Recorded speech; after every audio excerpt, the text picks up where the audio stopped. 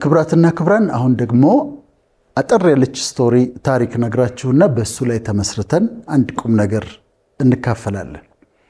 በአሜሪካ ዩናይትድ ስቴትስ ሁለት በጣም ታዋቂ ሰባኪዎች ነበሩ። አንደኛው ጂም ስዋገርት ይባላል፣ ሌላው ደግሞ ጂም ቤከር ይባላል። ሁለቱም በጣም ታዋቂ ነበሩ፣ ተወዳጅ ነበሩ፣ በጣም ደግሞ ሀብታም ባለጠጎች ነበሩ።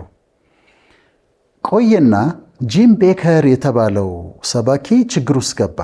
የገንዘብ ችግር ገባ። አንድ ከተማ ለራሴ እሰራለሁ ብሎ ሞከረ። ብዙ ዕዳ ውስጥ ገባ።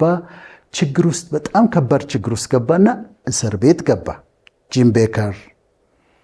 ጂም ቤከር መታሰሩ ሲሰማ ያኛው ከሱ ጋር የሚወዳደረው ጂም ስዋገርት አስተያየት ሰጠ።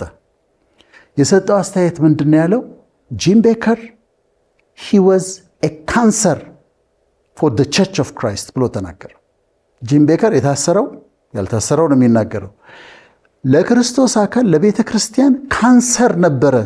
ስለዚህ እጁን ያገኘው እንኳን ገባ ብሎ ተናገረ።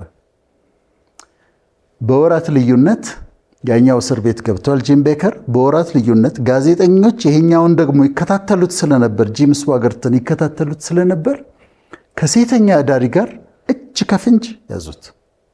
ሙሉ ሚዲያ የሚናገረው ስለሱ ነበረ። ጂም ስዋገርት በጂም ቤከር ላይ ምንድን ነው ያደረገው? ፈረደ፣ ጀጅ አደረገ። የዛሬ መልእክት ለኔም ለእናንተም አትፍረዱ የሚል ነው። ዱ ኖት ጀጅ፣ ኔቨር ጀጅ። ጀጅ አታድርጉ። በማንም ሰው ላይ አትፍረዱ።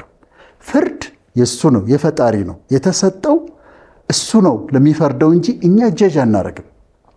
ስለዚህ የተለያዩ እናንተ ስራችሁ በጣም መልካም ሆኖላችሁ የሌላ ሰው ስራው ተበላሽቶ ስትመለከቱ ጀጅ አታድርጉ፣ አትፍረዱ። እንዲህ ስለሆነ ነው እኮ የተባለበት የሆነበት ብላችሁ አትፍረዱ። በጣም ጥሩ ትዳር ሊኖራችሁ ይችላል። ያማረ ቤተሰብ ሊሆን ይችላል። ትዳራቸው በፈረሰባቸው ሰዎች ላይ አትፍረዱ። ሲንግል ማም በሆኑት ላይ አትፍረዱ። ሲንግል ዳድ በሆኑ ላይ አትፍረዱ። እኛ ላይ አትፍረዱ። ስለዚህ በምንም ነገር ፍርድ የፈጣሪ እንደሆነ እወቁና ምንም ነገር ሲፈጠር የፍርድ ቃል ከአንደበታችሁ አይወጣ። ከፈረዳችሁ ግን ምንድን ነው የሚሆነው? በፈረዳችሁበት ነገር እናንተ ትያዛላችሁ።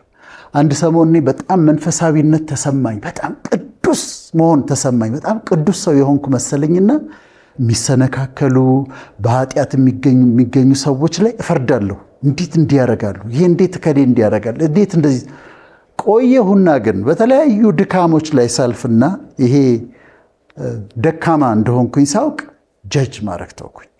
ዱ ኖት ጀጅ፣ ኔቨር ጀጅ። አትፍረዱ። መቼም ቢሆን በማንም ላይ የፍርድ ቃል አታወጡ። አመሰግናለሁ።